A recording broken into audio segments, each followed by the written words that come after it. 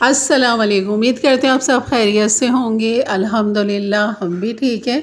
और यहाँ जो आज रेसिपी आप बनाना सीखेंगे जो कि बहुत ही लजीज और मज़े की और बड़े बच्चों सबकी पसंदीदा है, हनी चिल्ली एंड पोटैटो। यही हम आज बनाना सीखेंगे जो कि बहुत ही आसान है। तो चलिए बनाना शुरू करते हैं। बिस्मिल्लाहिर्रहमानिर्रहीम। यहाँ पर मैंने तकरीबन 1 पाव के हिसाब से आलू ले लिए थे, जिनमें से मैंने बाकी तो फिंगर कटिंग कर लिया था। एक आपके लिए रोका था कि चलिए आपके साथ मैं शेयर करती हूँ कि किस तरह आपने छुरी की मदद से इसकी फिंगर कटिंग करनी है। बहुत ही आसान है। आलू को पहले आप छील लें, उसे धो लें और फिर उसके बाद आप इस तरह कटिंग कर लें। और क्योंकि कटिंग करने के बाद भी हमने एक पानी के साथ इसको धोना है, क्योंकि जो इसका आलू का अपना एक स्टार्च होता है वो भी हमने निकालना ज़रूरी होता है। तो बस यहाँ पर ये सारे आलू इस तरह कटिंग कर लेंगे और ये डाल के इसको एक पानी के साथ खूब अच्छा सा धो के इसे छन्नी में रख देंगे, ताकि इसका जो सारा पानी है वो ड्रेन हो जाए और आलू हमें बिल्कुल ड्राई मिले। तो चलिए अब इसके अब बाकी दूसरा स्टेप का काम करते हैं कि जब पानी इसका निकल गया तो यहाँ हम एक बॉल के अंदर आलू डाल देंगे, क्योंकि हमने पहले आलू को ही तैयार करना है। और यहाँ पर जो है हमने ऑरेंज रेड फूड कलर मैंने ले लिया है। खाली आप यहाँ पर रेड फूड कलर भी डाल सकते हैं। और यहाँ पर थोड़ा सा डाल के मैं इसको चेक करूँगी कितना हमें कलर चाहिए, और जो कलर हमें पसंद होगा इतना ही हम इसके अंदर मज़ीद और डाल लेंगे। थोड़ा सा और मुझे इसे डार्क करना है, थोड़ा सा ये लाइट लग रहा है तो यहाँ पर थोड़ा सा मैंने और डाल दिया है। तो आप ये कलर देख लीजिएगा कि हमें कितना इसको डार्क रखना है, क्योंकि ये फ्राई भी होगा तो मज़ीद इसका कलर तकरीबन इसका कलर जो है फ्राई होने के बाद लाइट हो जाता है, तो थोड़ा सा आपने डार्क रखना है। यहाँ पर जो है मैंने कॉर्नफ्लोर 2 टेबलस्पून डाला, फिर तीसरा डाला, फिर चौथा डाला। यकीन इस पर मैंने जो डाले तकरीबन 5 से 6 टेबलस्पून मैंने कॉर्नफ्लोर डाला है और इसको खूब अच्छा सा किया है मिक्स। और यहाँ पर कॉर्नफ्लोर आपने डालते रहना है जब तक आलू का एक एक फिंगर अलग अलग नहीं हो जाता, तब तक आपने इसमें कॉर्नफ्लोर डालना है, क्योंकि जो हमने पानी में इसको नमी इसको जो मिली है पानी की थोड़ी सी, वो उससे वो कॉर्नफ्लोर कवर कर लेता है। तो यहाँ पर जो है आपने ये काम ये करना है, जो एहतियात आपने करनी है कि सबसे पहले कढ़ाई में खूब अच्छा सा खोलता हुआ तेल रखें दरमियानी आँच के ऊपर। एकदम खोलता हुआ नहीं कि धुआं निकल रहा हो, तो वरना ऊपर से वो जल जाएंगे। तो आपने जब डालना है तो इसे 1 मिनट के लिए आलू को ऐसे ही पड़ा रहने दें फिंगर को। और यहाँ पर इसके बाद फिर आप इसमें चमचा डालें और फिर इनको ऐसे अलग अलग ही खुद ब खुद हो जाएंगे। लेकिन आपने शुरू में चमचा नहीं चलाना है, छन्नी नहीं डालनी है। आपने इस आलू को 1 मिनट के लिए ऐसे ही पड़े रहने देना है। उसके बाद आप चमचे से ऊपर नीचे करें ताकि ये अलग अलग हो जाएँ। तो यहाँ पर मैं आलू को फुल डन करके निकाल लूँगी। और अगर आपने बाद में इसे इस्तेमाल करना हो तो आप यहाँ इसे हाफ़ डन करके निकालें, ताकि मेहमानदारी हो या आपने जब खाना हो तो आपने उसके बाद फिर एक दफ़ा इसको फ्राई करना है, फिर आपने उसके बाद इसको रेडी करना है, जैसे कि अब हम रेडी करेंगे। तो यहाँ पर जो बाकी पहला बेस हमने तैयार कर लिया, अब ये दूसरा बेस है ये हम डाल रहे हैं यहाँ पर। तो आपने हाथ से नहीं डालना है कि कभी हाथ आपके ऑयल पे लगे, तो एक चमचे की मदद से लेके इसमें डालें। ये देखें अभी मैंने आलू डाल के छोड़ दिया इसके अंदर, और जो बाकी कॉर्नफ्लोर जो कलर था वो उसके अंदर रह गया थोड़ा सा, वो हमने हटा दिया है। बस आलू को हमने इस तरह ही छोड़ देना है। उसके बाद फिर 1 मिनट के बाद इसमें चमचा चलाइए, फिर ऊपर नीचे कीजिए, तो ये बेहतरीन आलू एक दूसरे से अलग हो जाते हैं, क्रंची क्रिस्पी बनते हैं। और जैसे ही प्लेट में मैंने निकाला तो आपको अंदाज़ा हुआ होगा कि कितना क्रंची है। ये देखिए मैं तोड़ के भी दिखा रही हूँ, फुल डन मैंने इसको कर लिया बिल्कुल, और अंदर से बिल्कुल ये गल चुके हैं।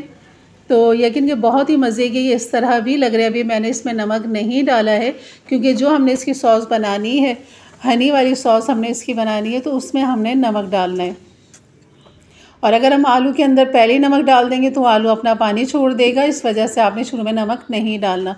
यहाँ पर इसकी सॉस के लिए मैंने 2 टेबलस्पून ऑयल ले लिया है, और यहाँ पर तकरीबन 1 टीस्पून के बराबर या 5 से 6 लहसुन के जवे बारीक स्लाइस इस तरह छोटा छोटा कटिंग कर लिया। और इसको हमने हल्का सा लाइट गोल्डन करना है, डार्क नहीं करना। यहाँ पर लहसुन में जैसे ही हल्का सा कलर आ जाएगा तो उससे एक बाद हमने जो डालना है शिमला मिर्च और प्याज। जैसे कि आपको मैं दिखाती हूँ कि मैंने 1 शिमला मिर्च ले लिया जिसको जूलियन कटिंग कर लिया, प्याज भी मैंने स्लाइस लंबी कटिंग कर ली है इस तरह, और उनको खोल लिया प्याज को इस तरह, ये जूलियन हो गया। उसके बाद हरी मिर्च भी एक मैंने कटिंग करके रखी, वो भी जूलियन, वो भी हम डालेंगे आगे। लेकिन यहाँ पहले हमने प्याज को और शिमला मिर्च को हल्के से सौते करना है, यानी कि हमने कलर नहीं देना, सिर्फ हल्का सा हमने फ्राई करना है इसको। प्याज को हमने कलर नहीं देना, ना हमने शिमला मिर्च को ज़्यादा पकाना है। इसके बाद डाल देंगे यहाँ पर chilli sauce, red chilli sauce यहाँ पर डाल देंगे 1 टीस्पून के बराबर। और इसको खूब अच्छा सा मिक्स करेंगे यहाँ पर शिमला मिर्च और प्याज के साथ। और इस तरह मिक्स करने के बाद अब हमने सारे मसाले इसमें एक एक करके अब डाल देने हैं। यहाँ पर डाल देंगे हम केचप, तकरीबन 4 टेबल स्पून के बराबर हमने यहाँ पर केचप डाला है। और केचप के साथ अब हमने मिक्स करना है। आप प्याज का कलर देख रहे होंगे, बिल्कुल भी मैंने कलर नहीं लेकर है। जैसी प्याज नरम हुई, थोड़ी सी क्रंची है लेकिन नरम है। और यहाँ पर बस केचप डाल देंगे और उसके बाद डाल देंगे काली मिर्च पिसी हुई 1/2 टीस्पून।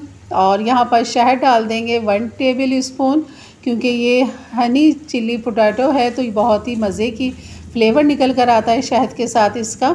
तो बस यहाँ पर जब डाल देंगे उसके बाद मिक्स करेंगे। इसके बाद हमने जो डालना है यहाँ पर रेड फूड कलर डालना है यहाँ पे, क्योंकि सॉस का कलर भी हमें कलर ही फुल चाहिए। तो बस यहाँ पर करेंगे खूब अच्छा सा इसे मिक्स। और आप देख रहे होंगे कलर बिल्कुल बेहतरीन आ चुका है यहाँ पर। और ये बेहतरीन सी मज़ेदार सी सॉस हमारी तैयार है।